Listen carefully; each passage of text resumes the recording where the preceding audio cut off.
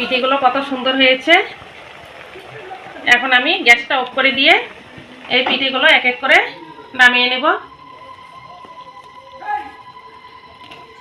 এই দেখুন পিঠেগুলো কত সুন্দর হয়েছে। আর এই দেখুন এই যে একদম নরম তুলতুলে আর পুরে কিন্তু ঠাসা, এই যে পুরে ঠাসা। আর প্রত্যেকটা পিঠে কিন্তু খুব সুন্দর নরম তুলতুলে হয়েছে, আর দেখতেও যেমন সুন্দর আর খেতেও কিন্তু অসাধারণ। নমস্কার বন্ধুরা, নিয়াজ কিচেনে সবাইকে স্বাগত জানাই। আজকে আবারও ফিরে এসেছি নতুন একটা রেসিপি নিয়ে। আজকে আমি আটা পিঠে বানিয়ে আপনাদের সঙ্গে শেয়ার করব। আপনারা তো পিঠে অনেক খেয়েছেন, আমি একদম আজকে অন্যরকম করে এই নরম তুলতুলে পিঠেটা বানিয়ে আপনাদের সঙ্গে শেয়ার করব। আপনারা প্রথম থেকে শেষ পর্যন্ত পুরো ভিডিওটা দেখবেন, আশা করি ভালো লাগবে। এই পিঠেটা বানানোর জন্য প্রথমে আমার একটা নারকেলের পুর লাগবে। এখন আমি নারকেলের পুরটা বানিয়ে নেব। দিয়ে দিলাম নারকেল, দিয়ে দেব গুড়। এই গুড় আর নারকেলটা দিয়ে নাড়াচাড়া করে এই পুরটা আমি বানিয়ে নেব। দেখুন নারকেলের পুরটা বানানো হয়ে গেছে।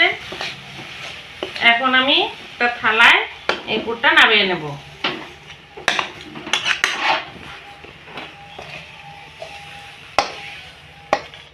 এখন একটা কাই বানিয়ে নেব। তার জন্য আমি একটা কড়াতে জল বসিয়ে দিলাম। এই জলটা খুব ভালো করে ফুটিয়ে নেব। জলটা খুব ভালো করে ফুটে গেছে, দিয়ে দেব অল্প করে লবণ। এই লবণটা দিয়ে একটু নাড়াচাড়া করে নিব। লবণটা দিয়ে একটু নাড়াচাড়া করে নিয়েছি, আর জলটাও কিন্তু খুব ভালো করে ফুটে গেছে। এখন আমি এতে দিয়ে দেব শুকনো চালের গুঁড়ো, দিয়ে দেবো হাফ বাটি ময়দা, দিয়ে এখন আমি একটা খুন্তি দিয়ে খুব ভালো করে নাড়াচাড়া করব। নাড়াচাড়া করে আমি কাইটা বানিয়ে নিয়েছি। এখন একটা থালায় কাইটা নামিয়ে নিব। কাইটা একটা থালায় তো নামিয়ে নিয়েছি। আর গরমে গরমে হাত দিয়ে একটু চেপে চেপে মেখে নেব। হাতে একটু সাদা তেল লাগিয়ে নিয়েছি। এখন এই কাইটা খুব ভালো করে মেখে নেব।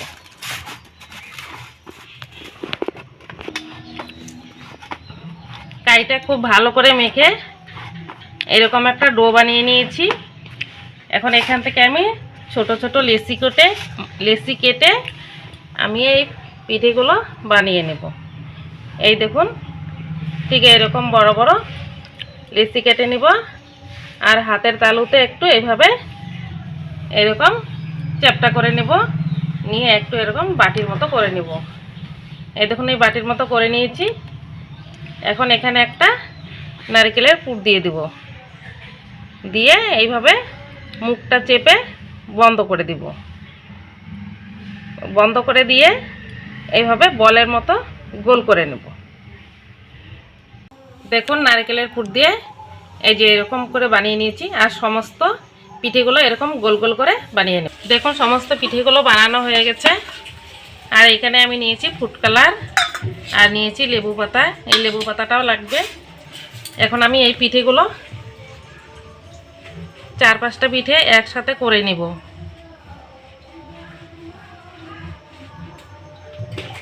করে হাত দিয়ে চেপে একসাথে করে নেব।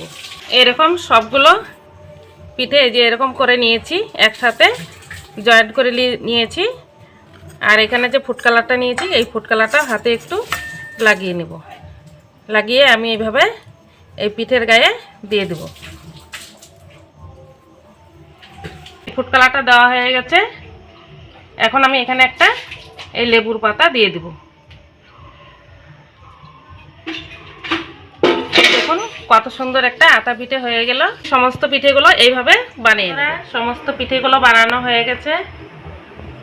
আর এদিকে আমি এই পিঠেগুলো ভাপানোর জন্য একটা কড়াই বসিয়ে দিয়েছি। কড়াতে জল বসিয়ে দিয়েছি, আর জলটা কিন্তু বলক এসে গেছে। এখন আমি এই পিঠেগুলো এক এক করে সমস্ত পিঠেগুলো দিয়ে দিব।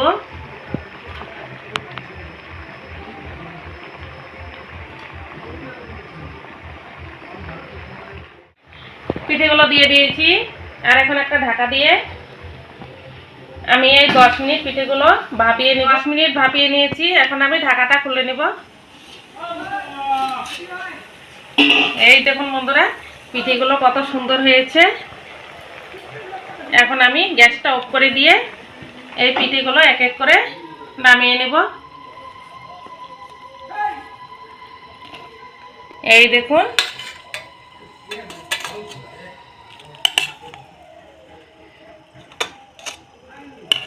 দেখুন বন্ধুরা, পিঠেগুলো ভাপিয়ে নামিয়েছি। আর পিঠেগুলো কিন্তু দেখতে খুব সুন্দর লাগছে আর দেখতে অসাধারণ লাগছে। আর আমি একটা পিঠে আপনাদেরকে ভেঙে দেখাচ্ছি। এই লেবুর পাতাটা দিয়েছি, তার মানে যে আতা ফলের পাতাটা এরকমই থাকে, তার জন্যই এই পাতাটা দিয়েছি। আর দেখতেও ভালো লাগবে, তার জন্যই। এটা আপনারা না দিতেও পারেন। এখন আমি এই পিঠেটা আপনাদেরকে ভেঙে দেখাচ্ছি। এই দেখুন, পিঠেগুলো কত সুন্দর হয়েছে। আর এই দেখুন, এই যে একদম নরম তুলতুলে আর পুরে কিন্তু ঠাসা, এই যে পুরে ঠাসা। আর প্রত্যেকটা পিঠে কিন্তু খুব সুন্দর নরম তুলতুলে হয়েছে। আর দেখতেও যেমন সুন্দর আর খেতেও কিন্তু অসাধারণ লাগবে। বন্ধুরা, আজকের এই পিঠের রেসিপিটি ভালো লাগলে লাইক কমেন্ট শেয়ার করে চ্যানেলটিকে সাবস্ক্রাইব করে পাশে থাকবেন। ততক্ষণে সুস্থ থাকবেন, ভালো থাকবেন।